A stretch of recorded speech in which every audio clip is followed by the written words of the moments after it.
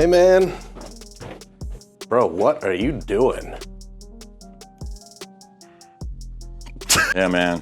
Times are tough out here for a starving guitar player, man. Dude, what is all this shit? You weren't supposed to see this, but my acid factory, bro. I had to resort to selling liquid LSD. Times are tough out here. You're selling acid? Of all fucking things you could be selling out here, acid is what you're selling? Yeah, bro. You want some? Dude, you got this shit all over the floor. Shut up, man. I got a vacuum.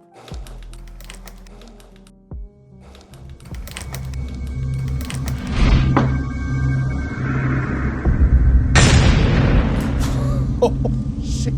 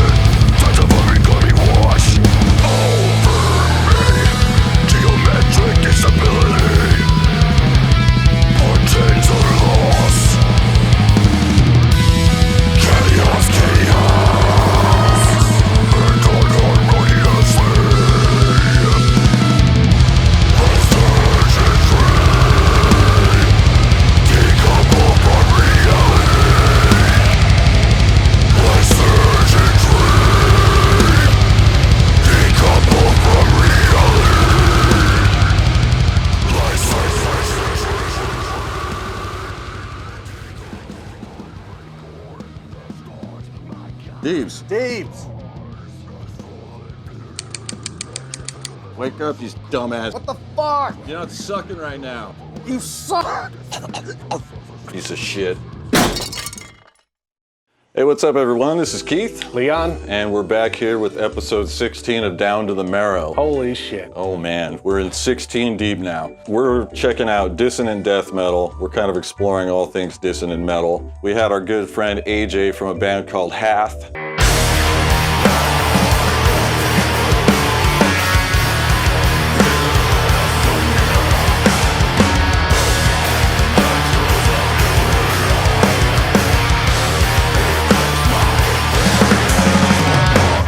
He's also in a band called Cognitive. Amazing musician, amazing drummer. He sent us this cool atmospheric dissonant death metal track for us to program some drums to. Our friends at ToonTrack challenged us and said, hey, put together a mix that uses just EZMix and stock Superior 3 and see if you can get a professional sounding result. And I said, no. I will not do that. ToonTrack, who has supported me for the past 15 or so years. Not for you, good people of ToonTrack. We're gonna oblige and we're gonna do something cool for them, but I think we're gonna do something a little bit extra. They asked me to show my drum programming techniques and my workflow for drum programming, which I will show you, but we did a little bit more than that. I wanted to also share a couple other different workflows, such as Leon's workflow. At the very end of the video here, we're having AJ actually perform the song on drums for you guys using ToonTrack samples. We have a full-blown ToonTrack Metal Month episode for you. 3 mixes. 3 mixes, 1 song, and we're gonna see if EZMix can actually hang with all this outboard gear I have behind me. But first, before we do that, I'm gonna have Leon here walk us through his drum production workflow and kind of how he processes his stuff using ToonTrack software. So let's check that out.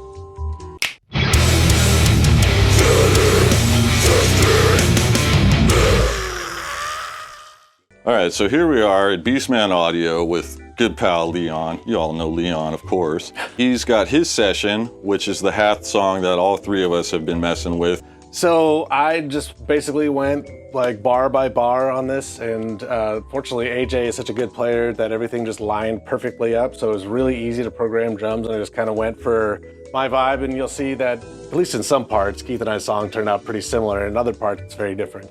I think you probably program the same way I do. You just kind of listen to a part and then like roll it back and then check it again. And yeah, the one thing I've noticed about drum programming is you can't really teach people the why you've chosen a note. Sure, yeah. That's what you hear. Yeah, in your head. Do I like the ride? Do I like the bell?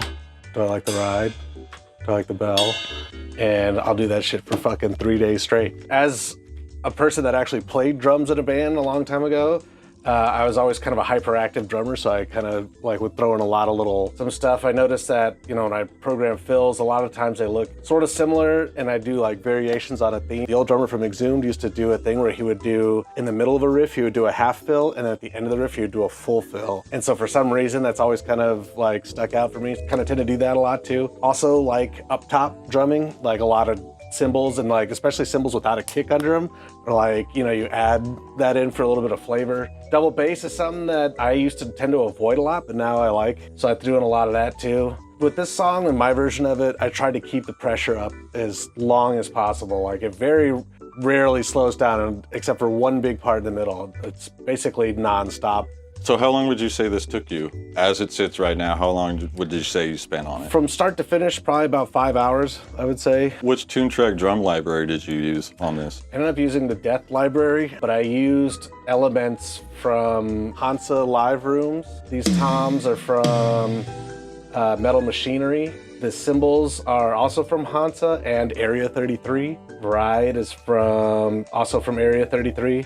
Like the really pingy ride that I found in there. So it's a mix of about 4 different sets. Most of it is probably from the Death set. The general production is from the Death set. And I also don't use the onboard compressor in ToonTrack. I send it out to my actual compressor and compress the drums with a hardware compressor. Mic bleed, which is normally not something that you like very much, but it's so well tuned in these packs, it sounded way more natural. To actually have some of the bleed in actually there? have the bleed. I like it too. Yeah. So all this stuff combined, now that you've put this 5 hours of work into it, let's hear what it sounds like. And cut.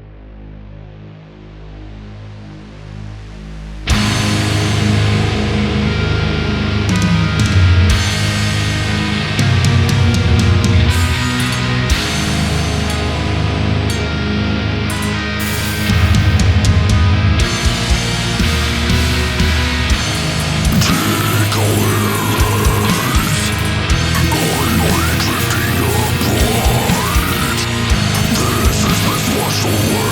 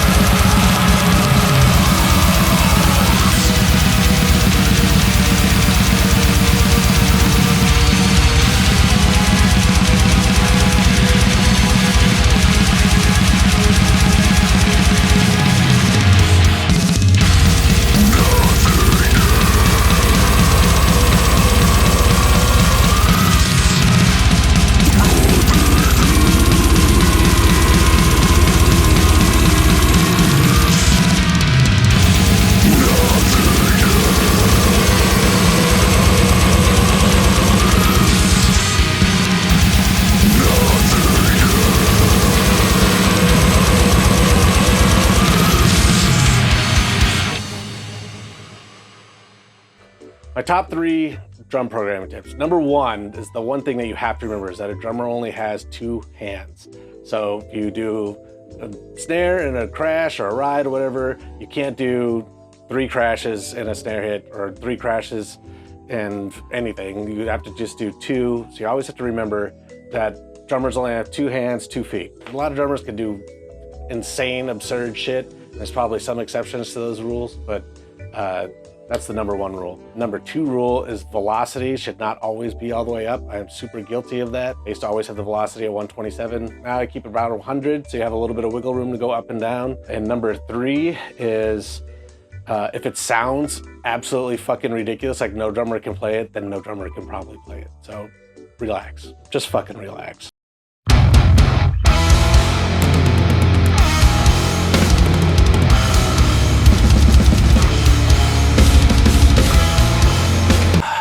Mr. Simon, my special guest on Down to the Merrow episode 16, and we're about to do another unofficial vinyl resting place.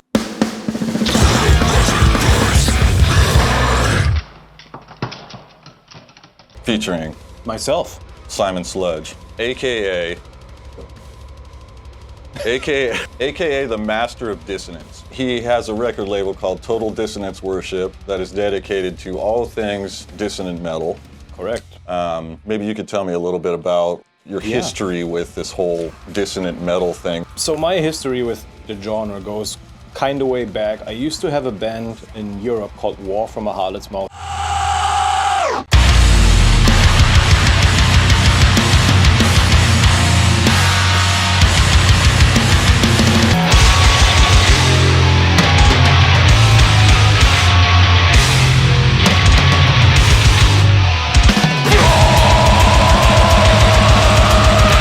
Kind of like, I don't know, techie, chaotic, grindy, people like to call it mathcore. It's funny, like I remember when we set up a MySpace page, I remember in the influence section, I put Gorguts, namely Obscura.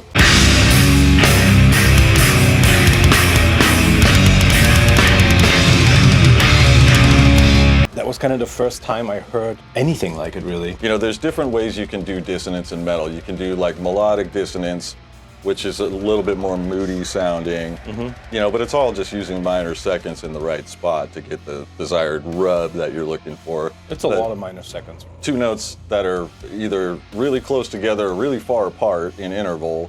A lot of these bands that we're going to talk about here today incorporate these things heavily. Right. I'll go ahead and start with my first one here. Do it to it. Yeah, so the first record that I brought to share today, actually, this is a speeding ticket that Simon's got to pay from our tour in Europe. I brought Mayhem's Chimera album. This is from 2004. It's not necessarily a dissonant death metal or dissonant metal album. This is a black metal record, but Dark Night of the Soul on this album has some really cool, like, dissonant riffing. Blasphemer is just a madman all over this. He produced this one. So this is my personal favorite Mayhem record. The song Chimera, in particular, has that kind of moody sound that we're talking about. And it's also just a really sick song, sick riff.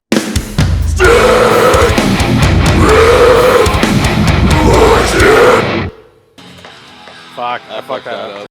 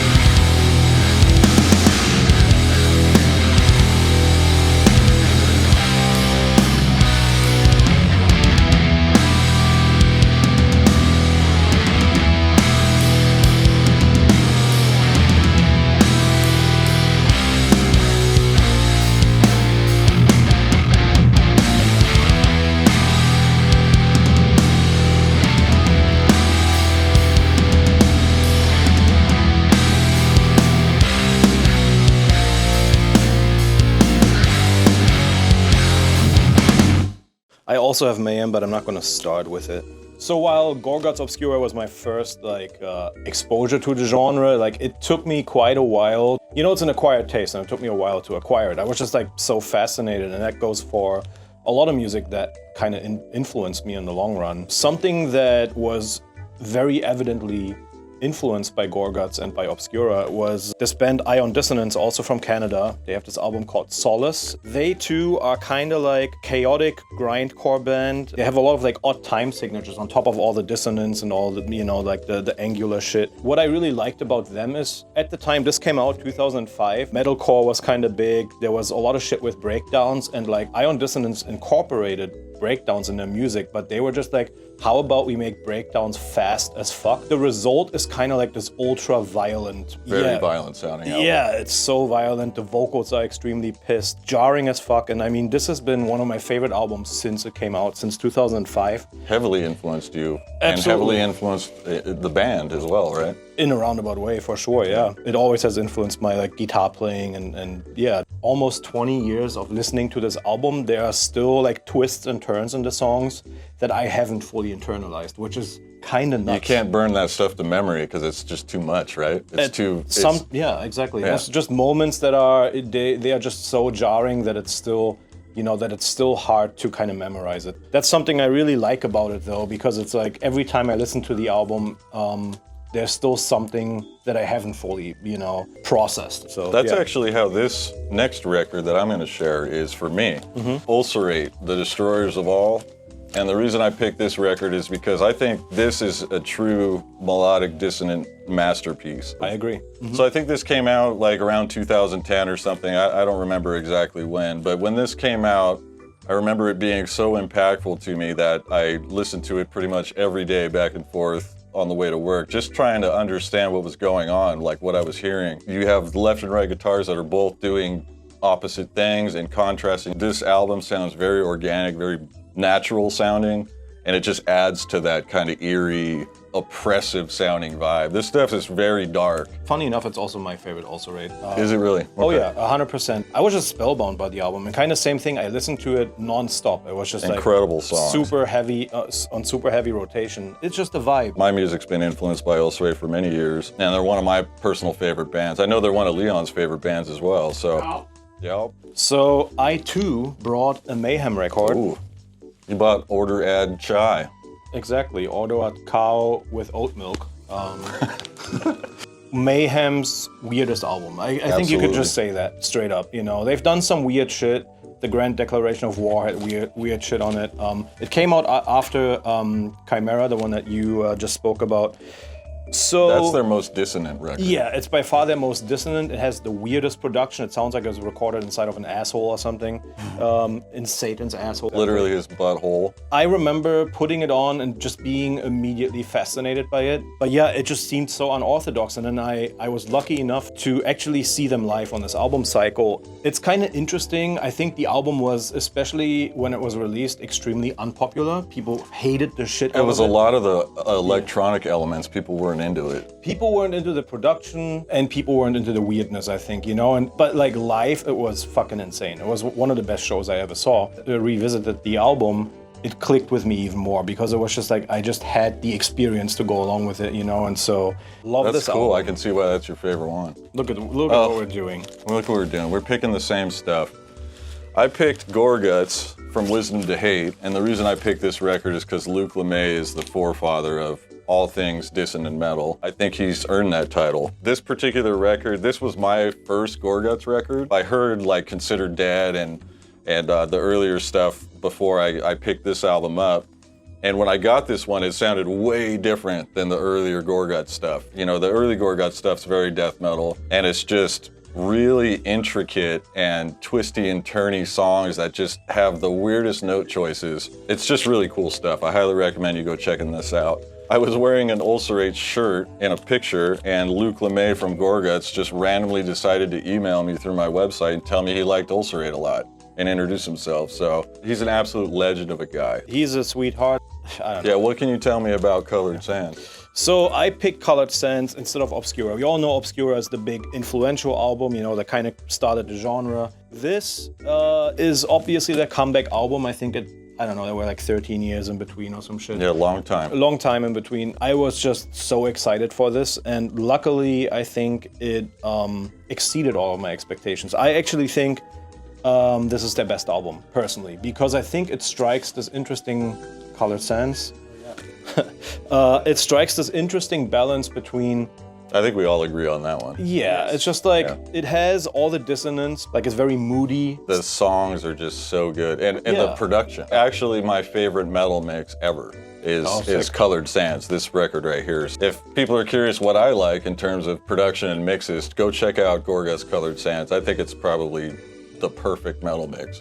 For what I like, anyway. Yeah, it's an insane album, and I think to, you know, come back like that is pretty tremendous. All right, you're done? Yeah, and last but not least, I brought records from our own band. I'll give this to you. Yeah. This is our last album, Deformity Adrift, again with the speeding ticket. So we recorded this album in, what was it, between 2020 and 2023. Doing it once wasn't enough.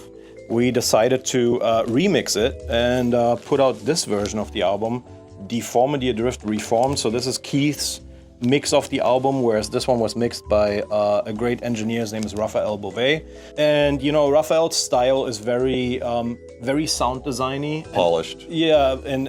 But there's like a lot of depth to what he does. He does a lot of like effects that we never asked for, and he just like makes shit creep into your sound, and you don't even realize it's there until you like really solo hear it out or something. Yeah, and it's fucking amazing. But we also realized, hey, we have all of these tracks, and we wanted to do a more organic mix, just as See what it sounds like. It's just like straight up band music. Exactly. Instruments. We have 50 copies of this. We will drop them on the next Bandcamp Friday, which is December 6th, I think, on the Nightmare Bandcamp. This pressing sold out in minutes. When it came out, and we have been holding on to these 50 copies. There will be like a merch bundle with a Nightmare long sleeve and stuff. If you guys want to support a dissonant death metal band, our band is a dissonant death metal band. Feel free to pick up a copy of Deformity Adrift or Reformed when it comes back around, and we hope you guys enjoy. And now I'm gonna go fuck myself. So hot, and all of us were just like, oh my god. And like, she came over, she's like, yeah, what do you want? Like that Boston accent. I want another waitress is what Smells I want. like BO and cigarettes. All right, let's supposed to have some questions for these people here. Q&A. These are mostly from the Discord. Germs ask, if you could go back and be in charge of the mixing and or production of a classic metal album, which one would you pick?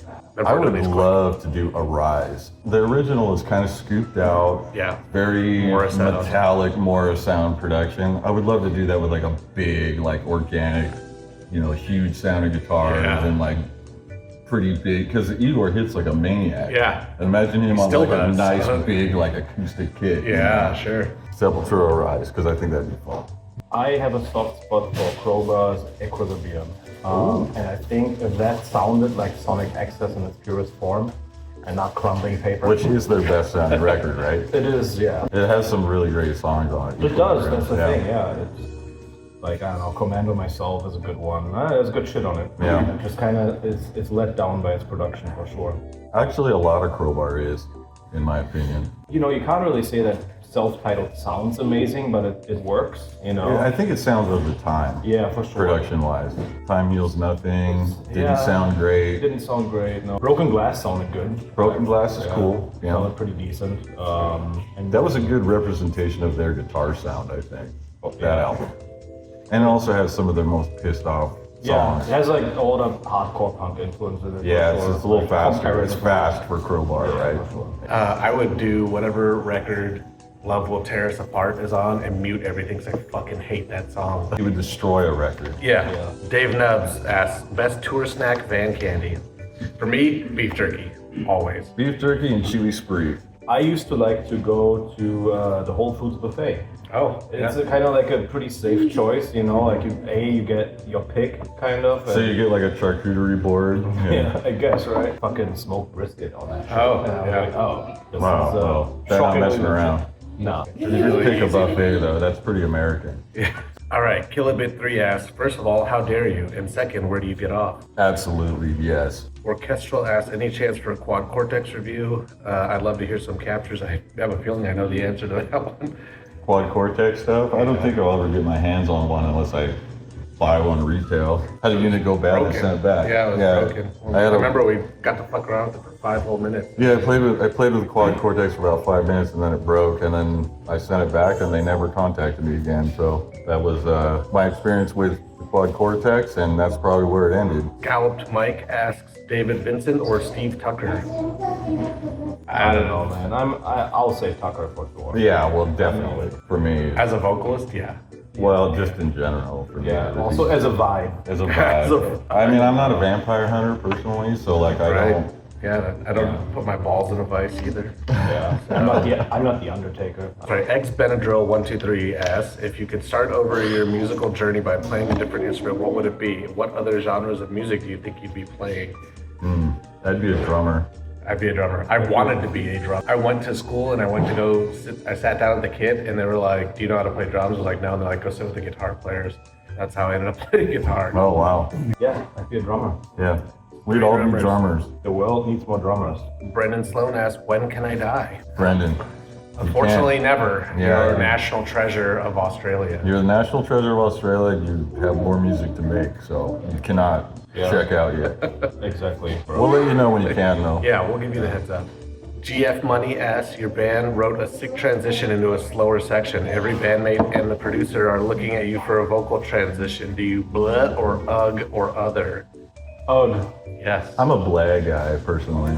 We did a blah on the song in this video. Yep. So it's a low blah. So. Low blah. I'm a high blah guy. Yeah, blahs are good. I'll take a blah. Brendan Sloan asks again, here's a real question. Favorite low gain metal guitar sounds, guitar pedals? I heard a black metal record that was like definitely on a Strat.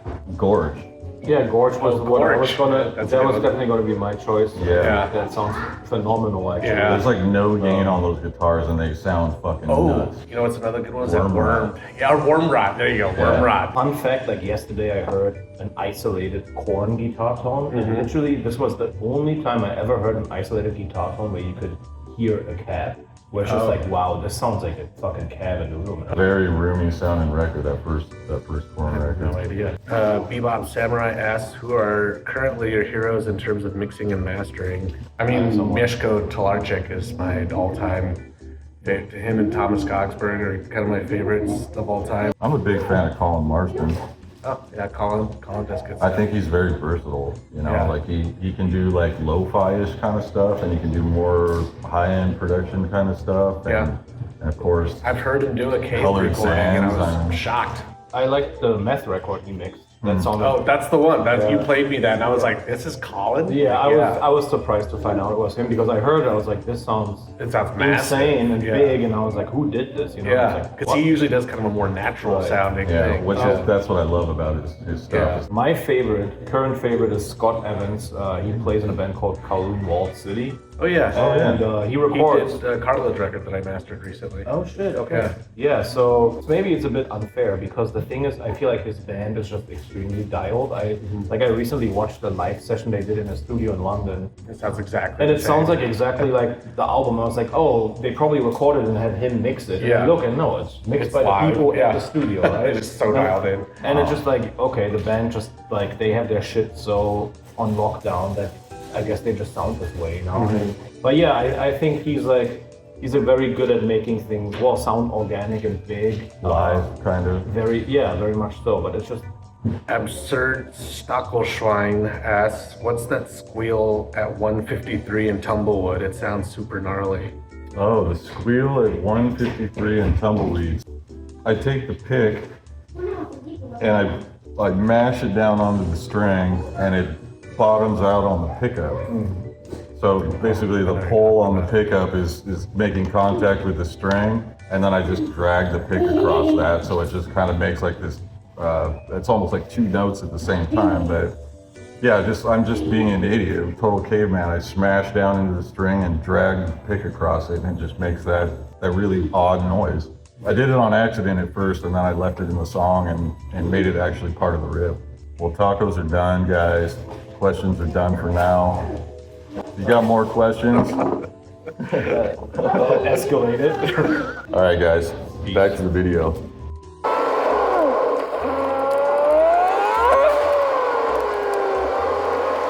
So I'm coming home from Leon's right now, and I just card tested his mix, and I think I got my work cut out for me. That's a pretty dense, full flavored metal mix, if you ask me. It's got a lot of action in the top end, real organic in the mids. I think that probably has a lot to do with his analog outboard gear. I have the challenge of trying to match this with EZMix 3. That's going to be a tall order, because I'm going to use it on every element of the mix. I'm going to use it on snare, bass, toms, overheads, room, bass guitar, guitar, vocals, master bus. That's a lot for one plugin to handle. Here we are back in front of the workstation. I have a blank Persona Studio One Pro session open, and I'm just going to dive in and start engineering this thing. We got a lot of work to do, and I'm going to see just how quick I can get this done, because EZMix is supposed to be a quick and easy tool for getting a professional sounding result, and I'm going to test that. I'm a little bit skeptical, no offense to ToonTrack, but I'm a little bit skeptical that one plugin can handle all this. We're going to do our best. We're going to give it hell here, boys. Load up Superior 3. ToonTrack asked me to use the stock core library, so that's what I'm going to do here. I have just the stock overheads. I use the bell brass snare, Yamaha Beach custom toms, and same thing for the kick. Normally I would be using the Death expansion for the drum sounds, but they wanted me to use this specifically and see just what kind of result we could get. So we're going to go ahead and start with the drums, because they take up the most space in your mix, and they're the foundation for the sound of your entire mix. So for a rock, pop song, metal song, whatever, everything is sort of revolving around the drums. So that's where you really want to start and try to get a really solid, well-balanced foundation there to begin with. You can mix the drums within the plugin. You can mix it all within Superior if you feel like it. But what I like to do to get a little bit more flexibility is I like to take the outputs and route them to the mixer within Studio One. So then I can put plugins on it. I can mix it, with the faders. I can use my console here if I feel like it, which I'm not going to do today. The goal today is to use an absolutely minimalist setup, so as to mimic maybe like a laptop on the road. Let's say you have EZMix 3 and Superior 3 and a little interface and you're riding in your little Sprinter van or whatever. This would be a good scenario for plugins like this. As you can see, it'll populate channels within the mixer. So you just have to name them appropriately, like kick, snare top, snare bottom, hats. Select them all, make them a uniform color so they're all grouped together, nice and organized. While I have them all selected, I'm just going to go ahead and add a bus for the selected channels, and that's going to populate my drum master bus. Now, one other channel I want to populate here is an effects bus, so I'm going to go ahead and add an effects channel, and let's just route snare top to effects 1, and let's do the same for the toms, because I'm going to put reverb on the effects bus, and that's going to be the reverb for our snare and our toms. I'm just going to go ahead and drop EZMix 3 onto it. We're going to put it on every channel, because as they claim, it should be the solution for all of these things, right? This quick start thing pops up here and it gives you a bunch of options. We're doing drums, so we're going to select drums. My first channel here is kick. We're going to select kick, and sure, metal kick 1 from the EZMix 3 pack. That's going to be our kick drum. Now at this point, I'm basically just going to go through and I'm going to select an appropriate preset for each one of these channels and just do a quick little mix to kind of get things going. Stock midis here, I'll just load up, I'll load up Bleed. How about that? We'll do Meshuggah's Bleed, because everybody knows that song. So as you can hear, the drums are pretty raw at the moment. I don't have any presets selected. I'm going to go ahead and go through, select some sounds, see what we can get going, and then I'm going to import the rest of my files and start programming. All right, fast forward. So I got a drum sound going that I'm pretty happy with. I think I'll be able to work with it.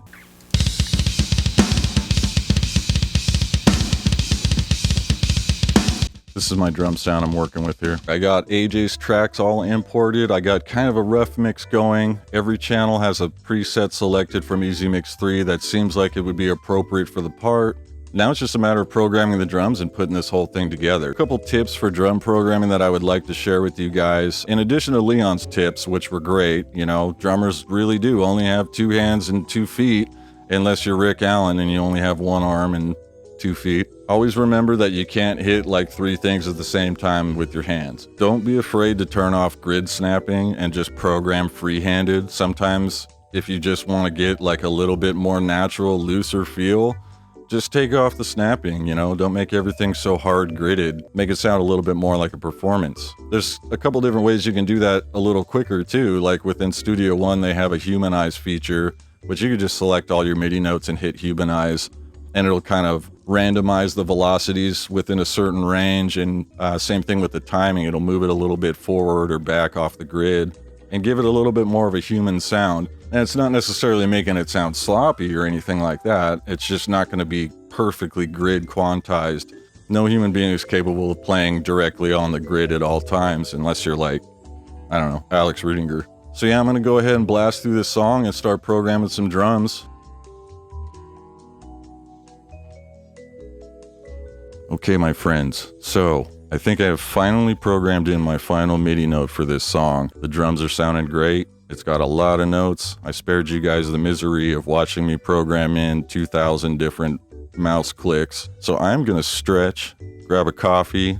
I'm gonna let this roll. When I get back, we can dissect this mix and kind of talk about it. Before I do that, I just wanna say, I'm personally pretty dang impressed with the way this turned out with just these 2 plugins running. I'm running 3 milliseconds of total plugin latency, which is literally nothing. I'm using about 10% of my CPU at idle and about 13% under load, which is nothing. It's a very lightweight, quick, efficient session, and I'm probably going to end up using this session that I engineered right here for pre-pro of my next record, because I think it actually sounds very nice. And it's something I can run on a laptop and take with me places, and that's important to me. So I'm gonna let it roll, and we'll discuss it when we get back. Enjoy.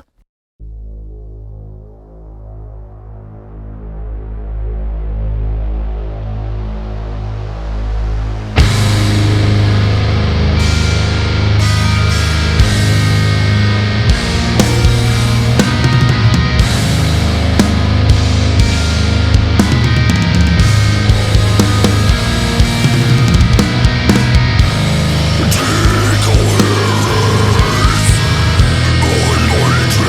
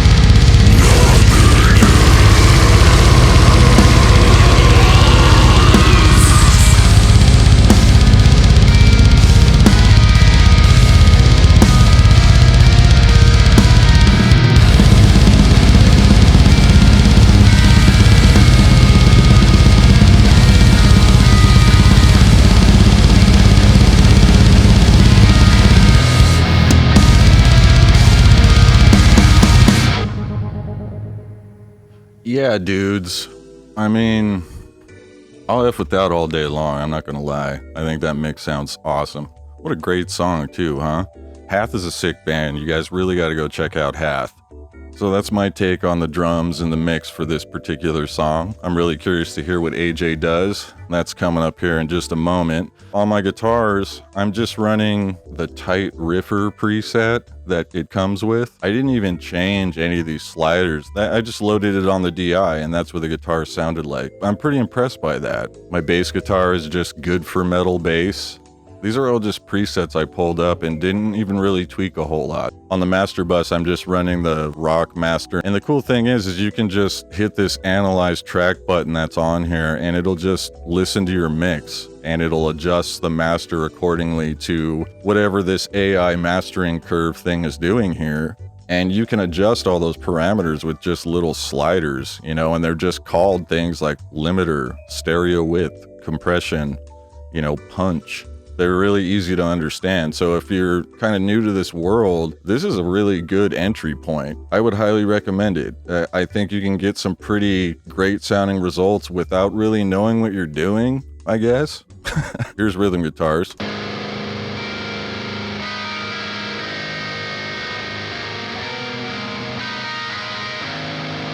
All right. Got a little bit of reverb on there. I think that's kind of nice.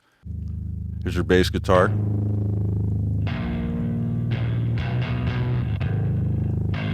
Very metal.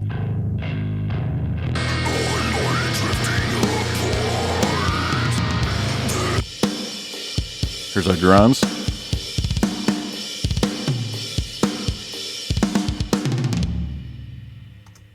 We got some vocal effects here.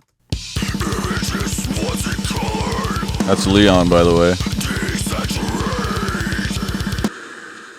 Life was memories. Dissipate to the void.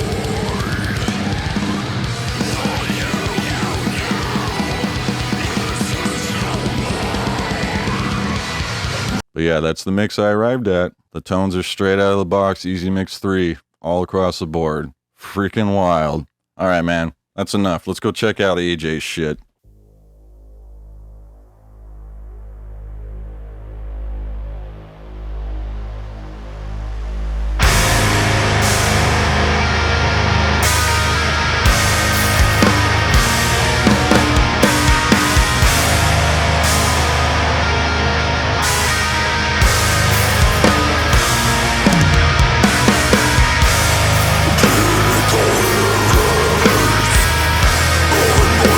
Drifting